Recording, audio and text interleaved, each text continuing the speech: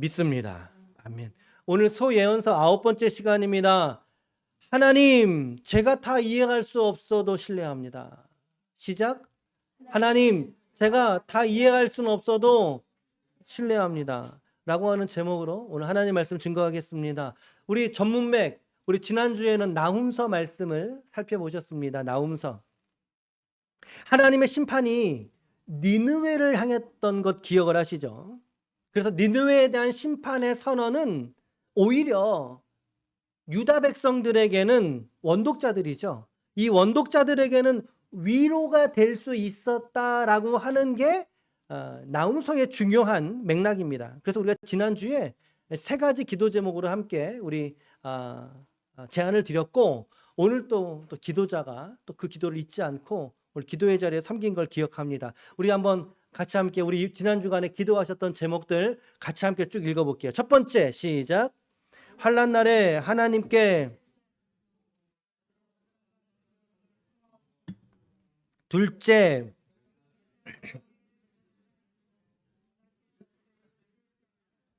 셋째, 공의의 하나님을 신뢰하고 악인의 심판을 하나님께 두게 하소서. 아멘. 아멘. 라고 하는 기도들로 여러분들 지난 한 주간 기도하셨을 줄로 압니다. 매일 새벽마다 새벽의 본문의 기도 제목과 함께 한 주간 여러분들 기도 놓치지 않도록 계속 제공해 드리고 있는데요. 옆에 한번 우리 인사할까요? 말씀과 기도로 한 주간 살아오셨습니까? 시작. 말씀과 기도로 한 주간 살아오셨습니까? 라고 하는 거 질문이에요. 질문했으니까 뭐 하셔야 돼요? 그래요. 잘하고 계시지만 더 잘하시고 더불어 하나님 앞에 더욱 분명한 신앙 고백으로 우리의 삶을 살아내시는 복된 주의 백성들이 다 되시기를 예수님의 이름으로 간절히 축원합니다. 아멘. 자, 우리는 이제 오늘 본문 이제 나훔서에 이어서 이제 하박국서를 살펴봅니다. 3장짜리의 아주 짧은 성경입니다. 짧은 성경이지만 그러나 이 안에 담고 있는 메시지는 우리 믿는 자들에게 상당히 강력한 도전을 가져다주는 말씀이 바로 이 하박국입니다. 하박국. 아마 오늘 같이 읽었던 이 본문에서 여러분들이 생각나는 노래들이 다 있을 거예요. 그렇죠? 의인은 믿음으로 말미암아 살리라. 이 노래, 고영원 씨의 노래. 그리고 또 무화과, 그렇죠. 나무 잎이 마른 그 찬양이 다 이 하박국에서 모티브가 된 찬양들이죠. 자, 먼저 바로 기본 정보를 바로 좀 들여다보겠습니다. 자, 첫 번째입니다. 기본 정보, 저자 누구냐? 저자가 누구냐? 1장 1절 말씀 읽어봅니다. 시작. 선지자 하박국이 묵시로 받은 경고라고 말하고 있어요. 하박국이 어떤 국 이름이 아니고요. 하박국이라는 선지자, 예언자의 이름입니다. 이게 히브리어로 이름의 뜻이 껴안다는 뜻이에요. 위로한다, 껴안다, 혹은 붙들어준다라고 하는 뜻이 있어요. 하박국이. 우리 지난주에 나훔서에 나훔의 이름의 뜻이 무엇이라고 했을까요? 맞아요. 위로입니다. 뭐 드릴 게 없나. 자, 위로입니다, 여러분. 기억나시죠? 오늘 하박국의 이름의 뜻은 뭐예요? 껴안아주는 사람, 붙들어주는 사람. 그 당시의 시대 상황 속에서의 예언자가 어떤 예언을 감당했을지를 좀 그려볼 수 있게 하는 이름인 것 같아요. 자, 그런데 이 예언자에 대해서는 알려진 다른 평행한 정보가 없어요. 그래서 좀 아쉬워요. 없어요. 그러나 선지자 하박국이라고 하는 것을 특정하는 것을 보면 아마도 전문적인 예언자 그룹 안에 속해 있지 않았을까 정도를 우리는 추정해 보게 됩니다.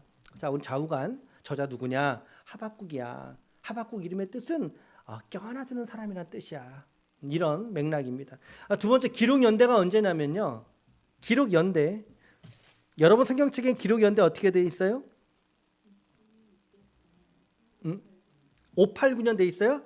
589년. 제 안에 있는 성경책에는 609년에서 597년이라고 돼 있고요. 또 어떤 사람은요, 586년까지의 기록이다라고 말하기도 해요. 586년. 또 이제 제가 스터디하는 책에서는 612년에서 605년이다라고 얘기하기도 해요. 자, 이 말은 어떤 의미겠어요? 이 말은 학자들마다 다양하게 이 하박국의 저작 연대를 다르게 측정하고 추정한다는 말의 의미는 뭡니까? 그래, 맞아요. 특정할 수 없다라는 이야기예요. 그러나 요거를 좀 넓게 좁게 이렇게 압축해 보면 요 연대기가 언제쯤이냐면요, 이게 남유다의 멸망 이전에 바로 직전의 사건이에요. BC 6세기 말이라는 이야기인 거죠. 그 이 시기가 어떤 시기냐면요, 요시야가 죽고, 요시야가 609년에 죽긴 했습니다만, 요시야가 죽고 남유다는요 아주 급격하게 영적인 이 실상이 아주 타락하게 됩니다. 신앙적으로 정치적으로 몰락해 가고 있던 시점의 말씀이에요. 특별히 남유다 안에서의 불의와 부정이, 그리고 저 국외에서는 아수르가, 그리고 바벨론이 부상하면서 아수르가 희미해져, 이런 주변의 강대국들 사이에서의 예루살렘에 지금 낑겨 있는 애굽과 아수르, 바벨론, 그 사이에 예루살렘에 이제 낑겨 있는 그런 상태란 말이죠. 자, 그때의 예언자가 일어나서 지금 그들이 당하고 있는 이 고난, 이 불의함, 이 억울함의 문제를 가지고 하나님 앞에 나아왔던 거예요. 예언자가 하나님 앞에 나아왔던 거예요. 그래서 하박국은 우리가 예레미야 등과 같은 동시대 예언자이기도 했던 것입니다. 바벨론이 점점 하나님의 심판의 도구로 유다 땅을 향해서 지금 심판의 도구로 뚜벅 세계사의 흐름을 타고 다가오고 있던 시점의 기록이다. 자, 언제나 우리는 기록 연대를 참고할 때는 항상 원독자의 문제를 항상 염두에 두셔야 됩니다. 모든 성경이 다 그래요. 모든 성경이. 자, 그럼 기록 목적이 뭘까요? 기록 목적 주제라고도 볼 수 있는데, 기록 목적. 자, 이렇게 좀 이렇게 정리를 해봤는데요. 같이 함께 요건 좀 읽어볼까요? 시작. 세상에서 악인이 형통하고 의인이 고통받는 것 같으나 결국에 악인의 멸망함을 깨우쳐주고 의인은 믿음으로 살아간다는 것을 확신시키기 위해서 기록한 거예요. 원독자들에게 이것을. 그리고 오늘 이 시대의 우리 2차 독자들은 우리에게도 동일한 메시지를 하박국은 알려주기를 원했던 거죠.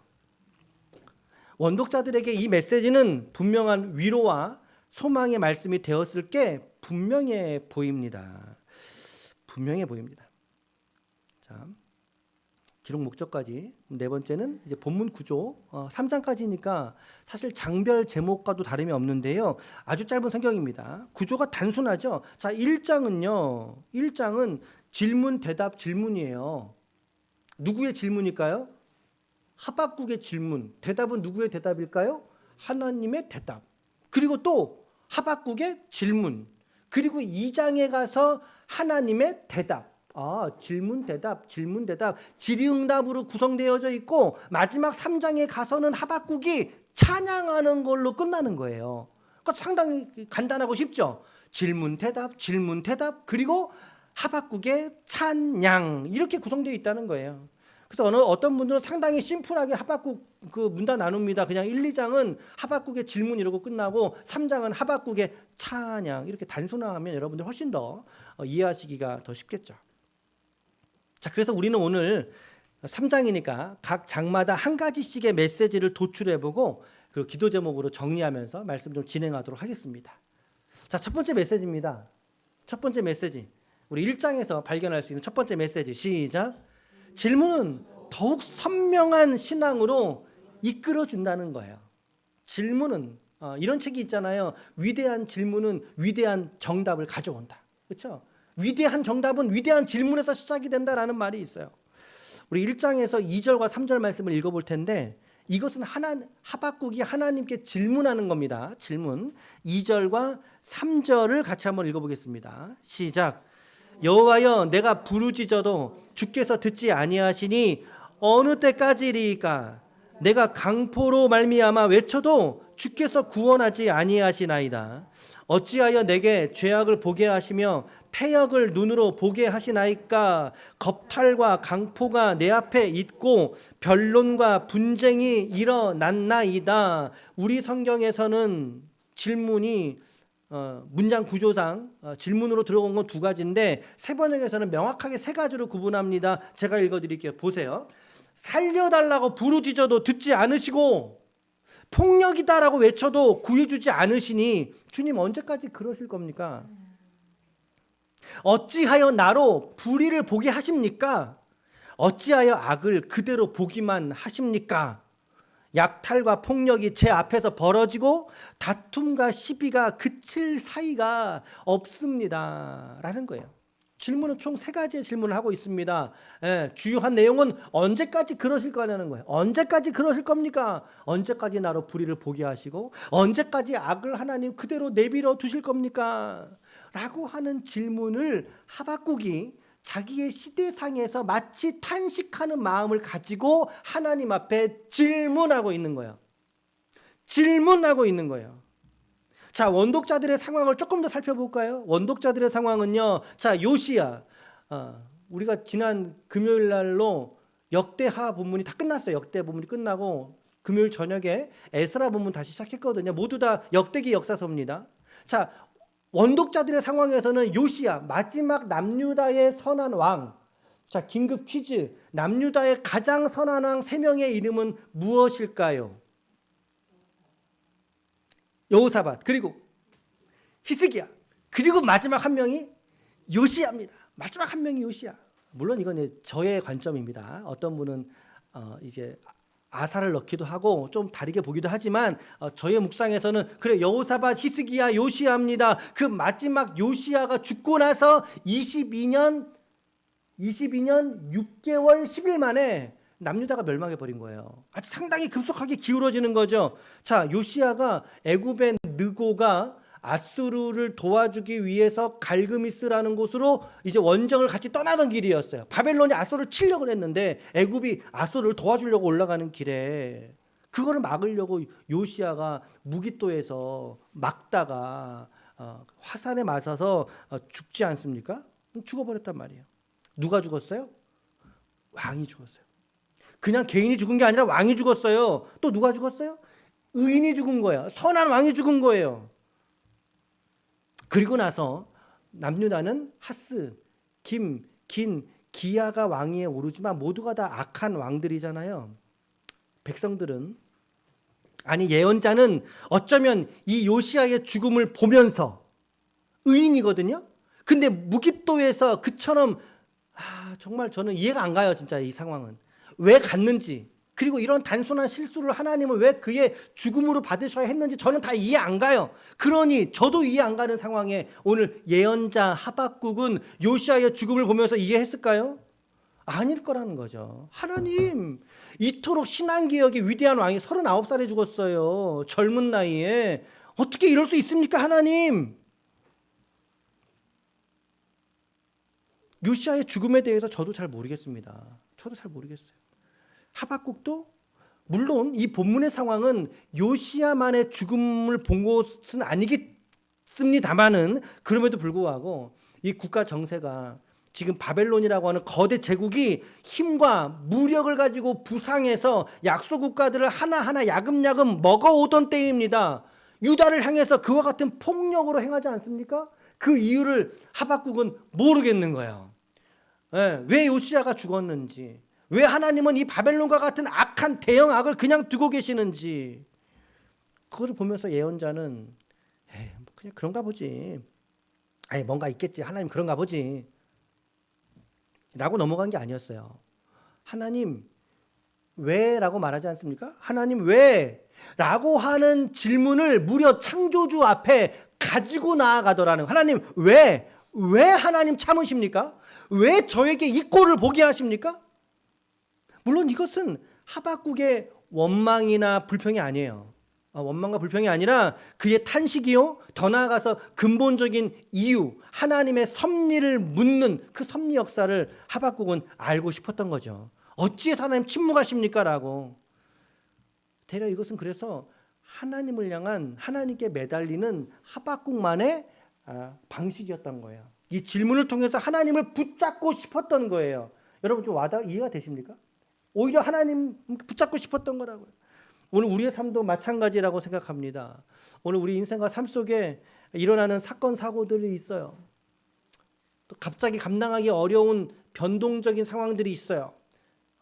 갑자기 자녀의 어떤 결정이 틀어진다거나, 이거 어떻게 우리가 받아야 되겠어요? 우리는 그런 시간들을 바라볼 때에 우리는 뭐 그런가 보지 라고 그냥 툭 넘겨버리기에는 우리의 삶이 너무나 가슴 아프지 않습니까? 그럴 때 우리 성도가 하나님 앞에 해야 될 일은 무엇일까? 하나님 앞에 엎드리는 일이어야 할 줄로 믿습니다. 하나님 앞에 질문으로 엎드리는 줄로 믿습니다. 하나님 앞에 몸부림쳐야 할 줄로 믿습니다. 어떤 아이가 아버지한테 울면서 혼났어요. 막 혼났어요. 그럴 때 아버지에게 물어, 아버지 왜 때려요? 라고 물을 때 지금 같으면 어떻게 하겠어요? 신고한다 그러겠죠. 지금 같으면 신고하겠죠. 아빠 왜 때려요? 라고 말할 때 그 아버지가 뭐라고 대답할까요? 진지하게 그 아이를 향해서 말합니다. 내가 너 사랑하니까 혼내는 거야. 내가 너한테 관심 있으니까 너 혼나는 거야. 라고 말하지 않을까요, 여러분? 여러분, 사랑하지 않으면 사실은 혼도 날 일이 없어요. 여러분들이 제 자식을 혼내세요? 제가 제 자식을 혼내요? 잠깐만. 아닌가? 다르게 말할게요. 여러분들이 남의 자식 혼내요? 내 자식 혼내요? 내 자식 혼내요. 내 자식을 혼내요. 우리가 지나가는 아이들에게 무작정 아이들한테 관심을 갖고 막 이게 물어보고 그러지 않는단 말이에요. 왜? 나하고 관계가 없는 아이들이니까. 사실은 관계가 없으니까 관심을 안 둔단 말이에요. 그런데 내 자식에게 조금의 문제가 생겼어요. 그럼 어떻게 해요? 가만히 있을 부모가 어디 있겠어요? 옷을 띄워보고 나서지 않겠어요? 너 어쩌다 이랬어? 라고 묻지 않겠느냐는 거예요. 무슨 말을 하는 겁니까? 질문이라고 하는 것은요, 관계가 기반되었을 때 할 수 있는 게 질문이라는 거예요. 아무나 질문하지 않아요. 서로가 서로에게 관계권이 형성되었을 때 가질 수 있는 태도가 바로 질문이라는 거죠. 남에게 질문 안 한다는 거예요. 마찬가지. 하나님께도 마찬가지라는 거예요. 신앙의 질문은, 믿음의 질문은 하나님을 붙들고자 하는 열렬한 신앙 행위라는 것을 잊지 마시길 바랍니다. 하박국이 어찌하여 라고 하나님께 질문했듯이 성경의 말씀에 보면 다윗이 이렇게 고백했단 말이에요. 다윗이 시편 13편 1절 말씀에 보니까 1절과 2절 말씀 우리 같이 함께 좀 읽어볼게요. 1절과 2절 시작.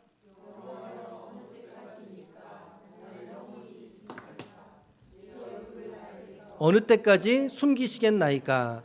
나의 영혼이 번민하고 종일토록 마음에 근심하기를 어느 때까지 하오며 내 원수가 나를 치며 자랑하기를 어느 때까지 하리이까? 라고 하나님 앞에 질문하고 있어요. 다윗의 가장 큰 장점이 뭔가요?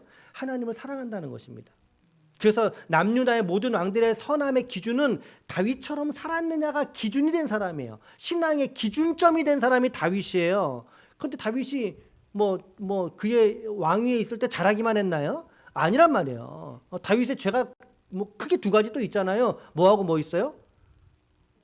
인구조사하고 밧세바 사건 두 가지란 말이에요. 그런데 이 다윗의 장점이 뭐냐면 자기가 지은 죄를 신속하게 깨닫고 하나님 앞에 엎드릴 줄 아는 사람이라는 거예요. 하나님께 회개할 줄 아는 사람이 다윗이라는 거죠. 그 다윗이 하나님께 질문하고 있지 않습니까? 하나님, 언제까지입니까 이게? 언제까지입니까? 하나님, 나를 영원히 잊으셨습니까? 오죽하면 이런 말을 했겠어요. 하나님, 어느 때까지 숨어 계시겠습니까? 계속해서 하나님을 찾고 질문하고 또 찾는 이 다윗의 모습이, 이 모습이 여러분 그려지지 않으십니까? 우리 신앙생활이라고 하는 것은요, 때로는 이처럼 왜, why, 하나님 왜 라고 하는 질문, 하나님 언제까지라고 하는 질문, 그 사이에서 우리 신앙은 때로는 성장하게 된다라는 거예요. 성장할 수 있다라는 거예요. 아멘. 오늘 혹시 이런 마음으로 오늘을 살고 계시는 지체들이 계십니까? 하나님, 이 질병이 어느 때까지입니까? 라고 하는 질문 말이에요. 이 외로움이 어느 때까지입니까? 하나님, 왜 저를 여기에 두셨습니까? 자, 이것은 뭐 교회만을 말한 것이 아니라 여러분들의 삶의 자리, 여러분들 일터의 현장, 여러분들 가정 안에서 하나님 왜 언제까지 하나님과 연결지어져서 항상 질문으로 나아갈 줄 아는 그런 영적인 지혜가 있기를 축복합니다. 아멘. 사실 이렇게 묻는 질문은요, 꼭 어떤 대답을 바라고 하는 질문은 아니에요, 사실은. 그죠? 하나님도 애매한 거에는 대답을 잘 안 해주십니다. 확실한 거에는 대답을 하시지만 이 질문은 꼭 답을 얻고자 하는 것이 아니라 사실 하나님을 붙들기 위함인 거예요. 그리고 하나님께 나아가고자 하는 신앙 의지가 있을 때 하나님께 기도하고 이처럼 질문하는 거죠. 그래서 하나님이 이 하박국의 이 질문 앞에 대답을 하셨잖아요. 대답을 뭐라고 하셨냐면 언제까지 이렇게 하실 겁니까? 라고 하실 때 하나님의 대답은 뭐예요? 내가 바벨론을 심판의 도구로 일으키겠다라고 말씀하시는 거예요. 그게 5절에서 11절의 말씀인데 일단 5절과 6절만 읽어봅니다. 자, 신앙 질문에 대한 대답입니다. 하나님의 대답입니다. 답변입니다. 5절 6절 시작. 여호와께서 이르시되 너희는 여러 나라를 보고 또 놀라고 또 놀랄지어다. 너희의 생전에 내가 한 가지 일을 행할 것이라 누가 너희에게 말할지라도 너희가 믿지 아니하리라. 보라, 내가 사납고 성급한 백성 곧 땅이 넓은 곳으로 다니며 자기의 소유가 아닌 거처들을 점령하는. 하나님 언제까지 이 불의함 속에서 제가 살아야 됩니까? 라고 말할 때 하나님은 바벨론이란 나라를, 비록 악한 나라이지만 그 나라를 일으키셔서 하박국의 일상 속에서 그가 경험하는 불의한 자들을 심판하시겠다라는 거예요. 심판.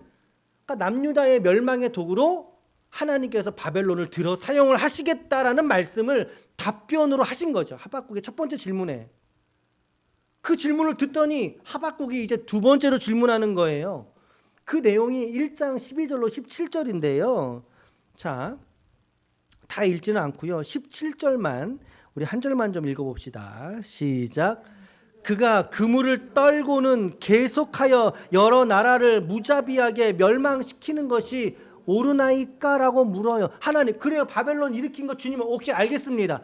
저희 첫 번째 질문에 주님 대답하신 거 너무나 감사합니다. 그런데 말이죠, 그 바벨론이라는 나라가 이처럼 연약한 나라들을 계속, 지금 그러니까 이 17절의 말씀에 그는 바벨론을 말하는 거예요. 바벨론.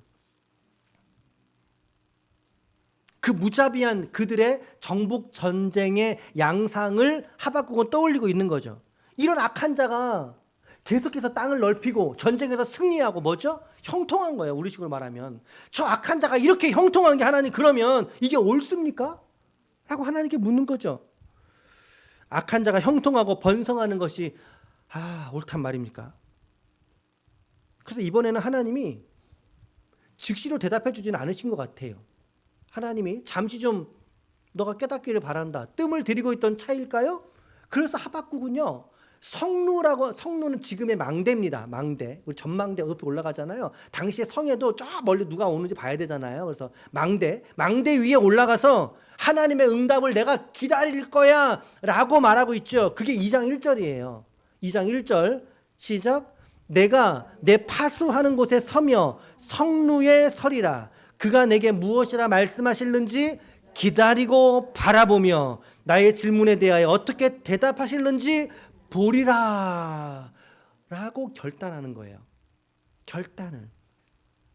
자, 성루는 망대를 말합니다. 그곳에 올라가서 하나님의 말씀하실는지를 자, 기다리겠다, 내가 바라보겠다, 그리고 내가 보겠다 라고 중복적인 단어를 쓰면서 자기의 의지를 어필하고 있는 거죠. 하나님께. 신앙 의지예요, 이게. 신앙의 의지. 우리가 기도원에 올라간다거나, 뭐 물론 지금은 이제 기도원 문화가 많이 없어졌습니다만, 기도원에 우리가 좀 특별한 기도 제목 가지고 올라간다거나, 혹은 여러분들이 일상 안에서 작전 기도 같은 거 할 수 있지 않습니까? 한다거나, 혹은 어떤 헌심을 다짐한다거나 할 때에 의지를 가지고 하나님 앞에 서야 할 때가 있더라는 거예요. 그래서 하나님께서 응답하시는 말씀이 2장 한 장을 채우고 있어요. 그래서 이게 이게 장별을 나눌 때 딱 질문, 응답 또 2장부터 질문 이러면 이게 딱딱 구조가 맞는데 하박국은 그런 구조가 약간 좀 틀어져 있죠. 그래서 이제 답변 질문으로 끝나고 하나님의 답변이 두 번째 답변이죠. 이게 2장 한 장을 할애해서 기록하고 있는 겁니다. 그래서 우리는 두 번째 그러면 이제 2장 말씀에서 깨달을 말씀 메시지가 뭘까? 두 번째는 이겁니다. 하나님은 정하신 당신의 때를 따라서 공의를 반드시 이루어 가시는 줄로 믿습니다. 이게 2장 말씀에서 우리가 발견할 수 있는 그런 신앙 메시지예요. 하나님께서 이 망루에 서 있는 하박국을 향해서 하나님 어떻게 말씀한 내가 듣겠습니다라고 또렷하게 눈을 그냥 복숭아 씨처럼 해가지고 하나님을 주목하며 보겠죠. 하늘을 본다거나 그러겠죠. 어떤 신앙에 기도하거나 그때 하나님께서 하박국에 말씀하시는 거. 야, 내가 지금 너한테 하는 말 너 이제 크게 써가지고 주마 간산 그러잖아요. 달리는 말에서도 너가 이거 읽을 수 있도록 크게 써야 돼. 그 내용이 뭐냐? 그게 3절입니다. 3절은 전부 다이긴 한데 3절만 대표적으로 읽어보면요. 자, 3절을 읽어보겠습니다. 천천히 읽어볼게요. 3절. 하나님의 두 번째 답변의 첫 번째예요. 이게 중요한 적이죠. 시작. 이 묵시는 정한 때가 있나니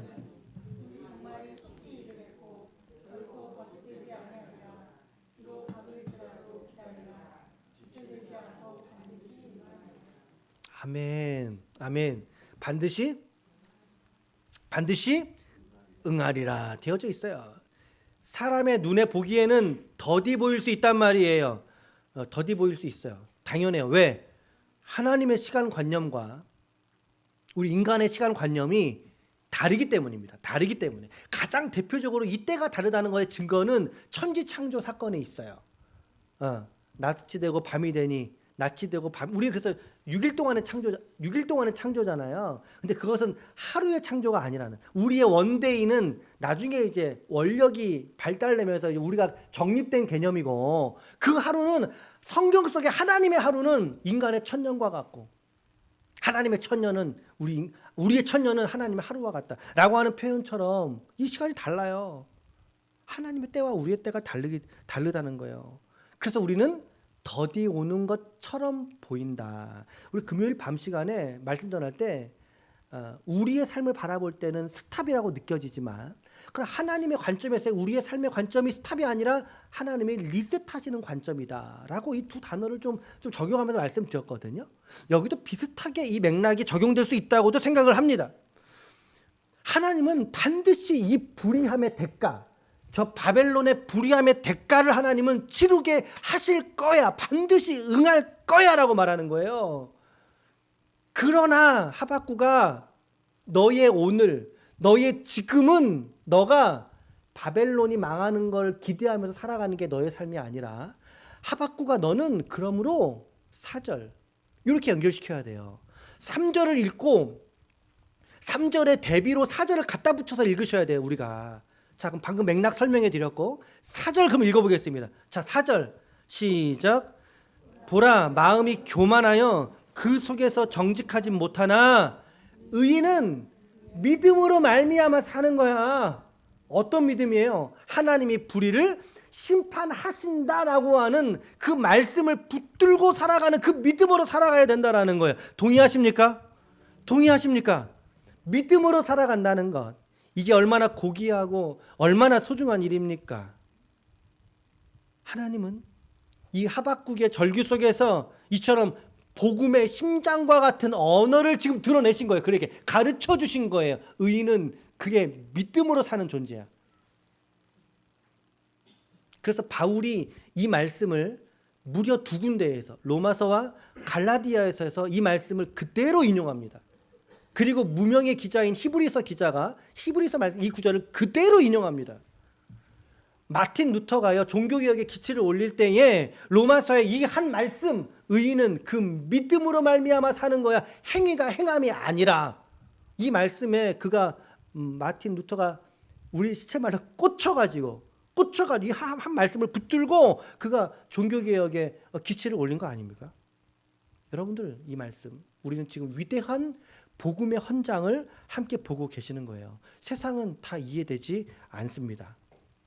그러나 믿음은 그런 세상 속에서도 하나님을 신뢰하게 하는 줄로 믿습니다.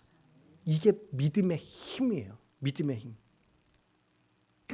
미켈란젤로가 그 다윗상 아시죠? 이렇게 전라로 이렇게 해놓은 거. 이게 1501년에서 1504년 동안 약 3년 동안이나 다윗상을 조각한 거래요. 그게 다윗상을.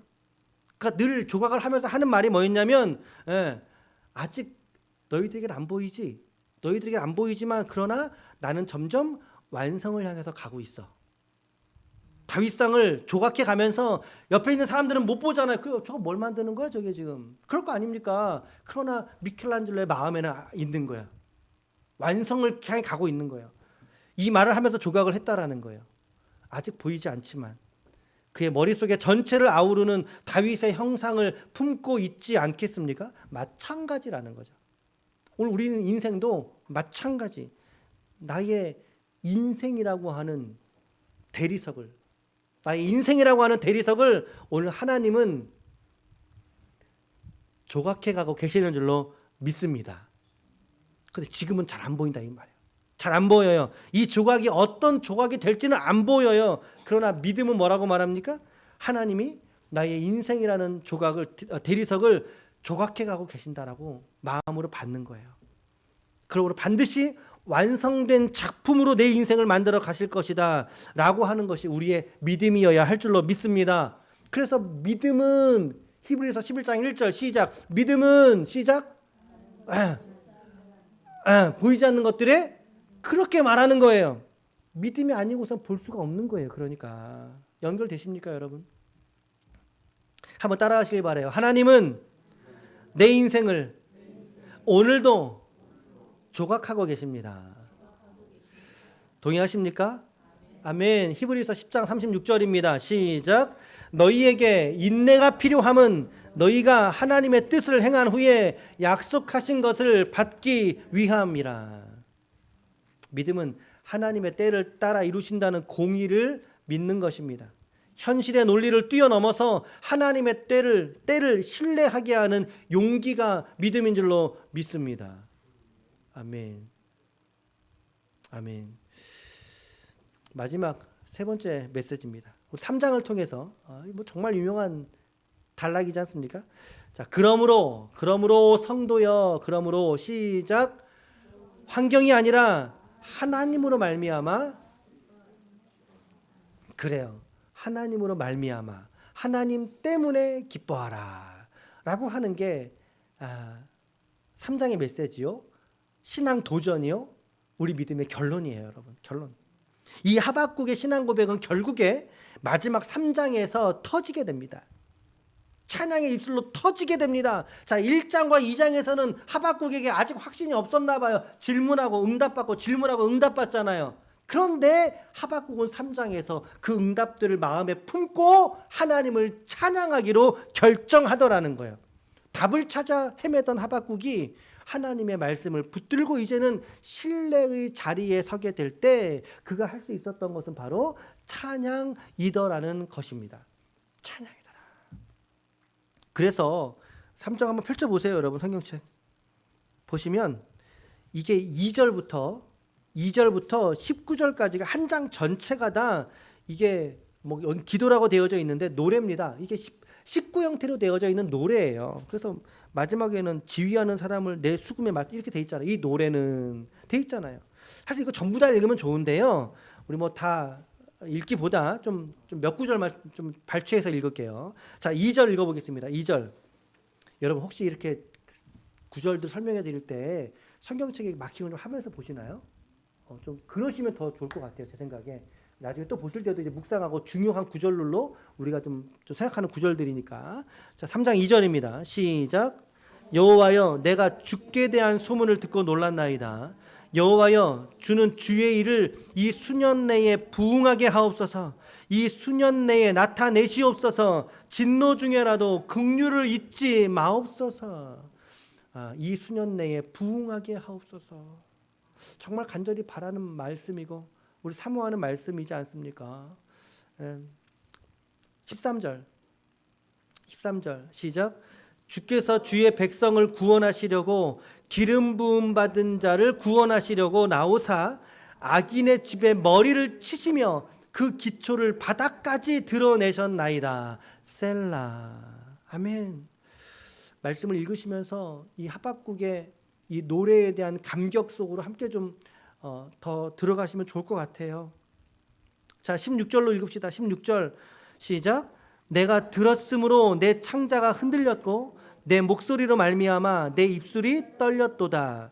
무리가 우리를 치러 올라오는 환난 날을 내가 기다림으로 썩이는 것이 내 뼈에 들어왔으며 내 몸은 내 처소에서 떨리는 도다. 이 말씀을 좀 잘 읽어보셔야 되는데, 우리를 치러 올라오는 환난 날, 저 날은 586년을 말하는 겁니다. 남유다의 멸망 시점을 말하는 거예요. 그때를 하박국이 보고 알고 있었어요. 하나님 말씀하셨으니까. 근데 그 날을 기다리는 예언자의 심정은 어떻다는 거예요, 지금?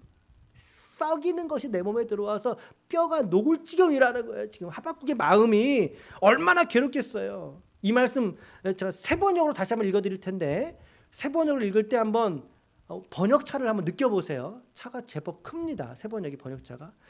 제가 읽어볼게요. 들어보세요. 그 소리를 듣고 나의 창자가 뒤틀린다. 그 소리에 나의 입술이 떨린다. 나의 뼈가 속에서부터 썩어 들어간다. 나의 다리가 후들거린다. 그러나 나는 우리를 침략한 백성이 재난 당할 날을 참고 기다리겠다 라고 하는 신앙 의지였던 거예요. 이 구절이 우리 번역하고는 좀 격차가 있습니다. 그래서 여러분들이 꼭 새 번역이나 쉬운 성경으로 미리 읽어오시길 바래요. 창자가 뒤틀려 입술 떨리고 뼈가 썩어뜨리고 다리가 후달거려요. 이 16절의 상황은 예언자의 내면이 지금 어떻다는 겁니까? 극단적으로 뒤틀리고 있는 상황인 거예요. 지금 막 마음속에서 동시에 믿음과 두려움이 교차하는 지점이기도 한 거죠.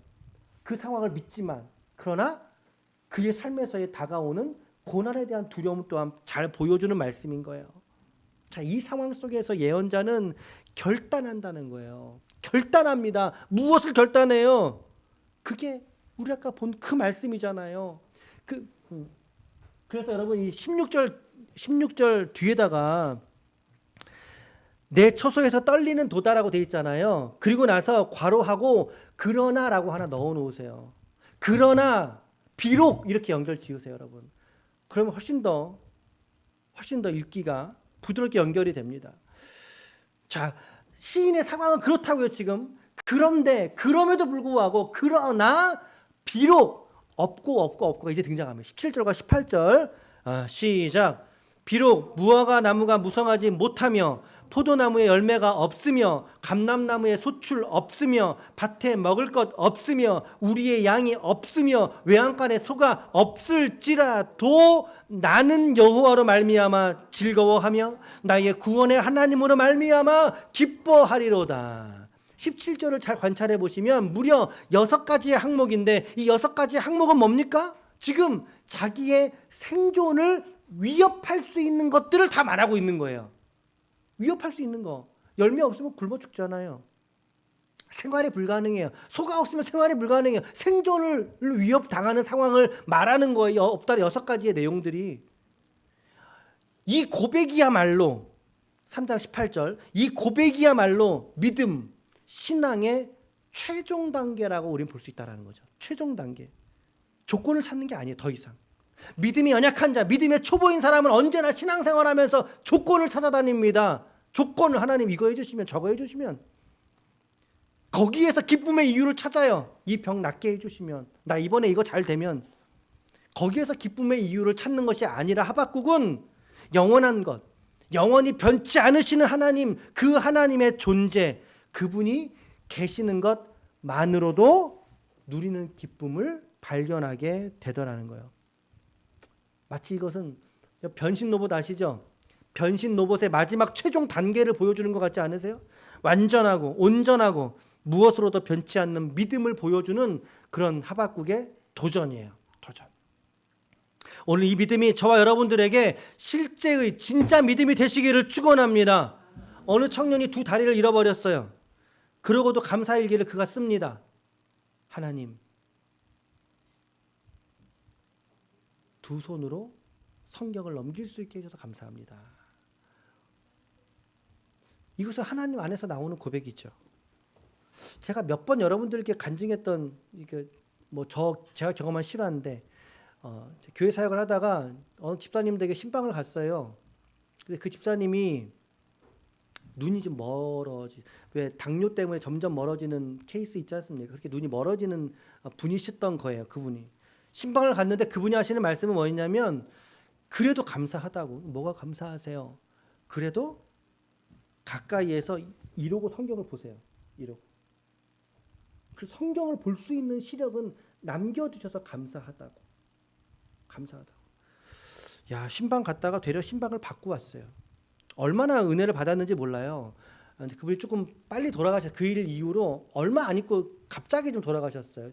지금도 기억이 나는데, 오늘 이 시인의 이 기쁨과 감사, 이 믿음의 선명한 고백, 이거 하나님 안에서 나온 거죠. 성경은 우리에게 이렇게 말씀하고 있습니다. 항상 기뻐하라. 시작. 항상 기뻐하라. 쉬지 말고 기도하라. 범사에 감사하라. 이것이 그리스도 예수 안에서 너희를 향하신 하나님의 뜻이니라. 아멘. 우리 추수감사절 언제예요? 19일 추수감사를 예배 드립니다. 이번에는 초청주의를 하지 않습니다. 왜 안 할까? 지난주에 이렇게 내려오는데 버스의 옆에, 어느 교회 버스 옆에 광고가 붙어 있어요. 영혼 초청주의를 해갖고 11월 19일인 거예요. 그러니까 추수감사절 때 이제 한 거죠. 영적인 추수의 의미로. 아이고, 저 교회는 우리 하는 거 저기 하는구나. 그리고 내려왔거든요. 근데 우리 이번에 안 해요. 안 하긴 합니다만. 안 하는 이유가 뭐라고요? 하나님 앞에 우리 자신을 감사의 예물로 더 아름답게 집중하기 위해서입니다. 그래서 우리가 오늘부터 감사 릴레이, 이거 좀 유치하죠. 알아요. 유치한데, 그런데 한번 해보자는 거예요. 같이 함께. 이 감사를. 단순하게 감사하셔도 됩니다. 좀 한번 생각을 조금 더, 하나님이 내게 주신 것은 무엇인가 고민하면서 함께 좀 나눴으면 좋을 것 같습니다. 그래서 여러분, 초청주의를 안 하니까 마음이 좀 편하세요? 저만 좀 불편하군요. 여러분, 안 한다 했지만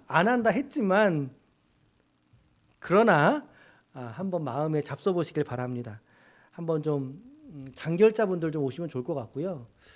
또 우리 좀 교회 안에 장결자분들이라든지, 또 이번 한 해 동안 여러분들이 또 개인적으로 연결했던 분들 계시잖아요. 그런 분들 계시면 좀 연락하셔서 그날 좀 같이 오시면 좋을 거는 같아요. 좀 신경도 좀 써주시되, 또 우리 자신에게 더 하나님께 마음을 드리자라고 하는 얘기예요. 자, 오늘 예언자의 감사와 찬송은 흔들리지 않은 믿음에서 나오는 고백이고요. 이 고백의 사람은 결국에 19절로 고백합니다. 시작. 주 여호와는 나의 힘이라. 나의 발을 사슴과 같게 하사 나를 높은 곳에 다니게 하시리라. 아멘. 동의하십니까? 아멘. 할렐루야. 여호와는 나의 힘이라. 나의 생명이라. 여호와는 나의 능력이라 라고 고백하는 믿음이 저와 여러분들에게 충만하시기를 축원합니다. 아멘. 우리 해설과 메시지는 이제 끝났고요. 기도 제목 3가지만 이제 읽고 마칩니다. 이번 한 주간 여러분 좀 이렇게 기도의 방향을 잡수고 기도를 해보세요. 이번 한 주간 첫 번째 시작. 이해할 수 없는 현실 앞에서도 주님의 주권을 신뢰하게 하옵소서. 아멘. 불의와 혼란한 시대 속에서도 하나님께 질문으로 하나님을 붙들고 가까이 나아가게 하는 저와 여러분들 되시기를 바랍니다. 첫 번째 기도. 두 번째 기도입니다. 시작. 정한 때를 말씀으로 기다리는 믿음의 사람이 되게 하옵소서. 여러분, 조급한 마음을 좀 내려놓읍시다. 조급한 마음을 내려놓고 하나님의 시간표 속에서 우리가 한 발자국 한 발자국 말씀에 순종하여 우리 믿음의 길을 걸어야 할 줄로 믿습니다. 두 번째, 마지막 세 번째 기도 제목. 시작. 비록 아무것이 없어도 주님으로 인하여 만족하고 기뻐하는 믿음을 주옵소서. 환경, 조건 있다 없어질 것이 우리의 기쁨의 근본이 아니라 영원하시고 변치 않으신 완전하신 하나님으로 말미암아 기뻐하는 그런 성숙한 신앙을 걸을 수 있길 바랍니다. 아무쪼록 우리가 해야 될 일은 하나님을 이해하는 일이 아닙니다. 우리는 물론 성경은 이해해야 돼요. 믿음은 이해라고 하는 두 손으로 나오니까 성경은 이해하려고 애써야 돼요. 그러나 우리는 하나님을 이해하려는 것이 아니라 우리는 하나님을 그저 신뢰하고 순종하고 그분을 따라가는 거예요. 오히려 절망을 붙들고 소망을 낳을 수 있는 그러한 저와 여러분들 되시기를 축복합니다. 한 주간 이 하박국의 믿음으로 우리의 맡기신 일상을 살아내심으로 말미암아 하나님 나라를 이루어 가시는 하나님의 귀한 믿음의 권속들이 우리 피차가 안에 모두가 다 되시기를 예수님의 이름으로 간절히 축원합니다. 아멘.